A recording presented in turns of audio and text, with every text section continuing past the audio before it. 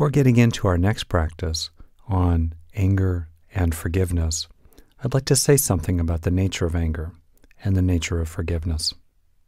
With regard to anger, there's a traditional saying that getting angry with someone is like throwing hot coals with bare hands. Both people get burned.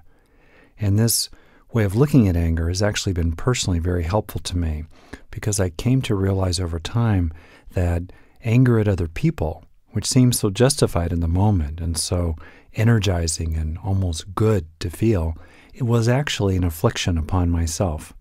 And that word affliction, which is very blunt and pointed in terms of something that is a burden or an injury, was a really good way for me to think about my own anger as an affliction upon myself. Anger is driven by the way we look at situations, by righteousness and rigidity, and by attributions of intentions to others. In other words, how we assume that they're treating us and why they're doing what they're doing. And of course, by selfing, by making it about me. For example, consider this story that I've updated to the 21st century. You're in a canoe with your sweetie, having a wonderful picnic on a Sunday day on a slow-moving river, and suddenly there's a loud thump against the side of your boat. Your canoe is overturned, dumping you and your sweetie down into the river. You come up sputtering, your hair's wrecked, clothes are ruined, Grandma's silver that you had on the picnic is at the bottom of the stream, and what do you see? You see two teenage boys with snorkels and masks that have snuck up on your canoe and whomped on it and tipped you into the water, and now they're laughing at you. How do you feel? Take two. Imagine the exact same situation. Picnic, canoe, slow-moving river. Suddenly there's a loud thump against the side of your boat and you're dumped into the river. You come up sputtering, clothes are ruined, hair's wrecked, silver at the bottom of the stream, and what do you see? This time you see a large submerged log that has drifted downstream and smacked into you. Now, how do you feel, especially compared with the first scenario with the two teenage boys? It's different, isn't it? Most of us don't like either situation, like who wants to be dumped into the river. But in the second case, there isn't a sense that somebody targeted you, that they're doing it to you personally.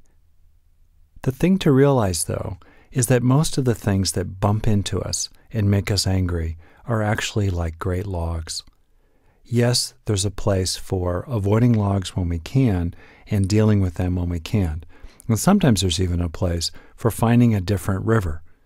But fundamentally, think of all the causes and conditions upstream of the people who bump into you, who do the things that make you mad. Those people are like logs, honestly. Part of what's going on in their life may be something in reference to you in particular, but most of what moves them through life to smack up against you was set in motion long before they were even born. And most of those 10,000 causes upstream certainly don't have your name tag on them. This way of understanding the events that bump into us can actually help reduce the stressful activation of the avoiding system and support the activation of the avoiding system in a much more positive and well-being saturated sort of way.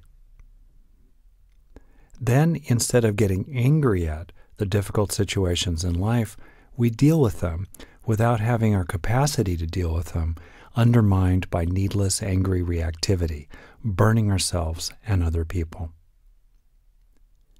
This way of seeing things also helps us understand anger itself, which is very often the brittle surface of an underlying fear or hurt or frustration or pain.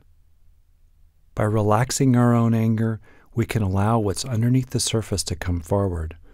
I took up a kind of precept or admonition many years ago, never to speak or act out of anger, particularly with my children.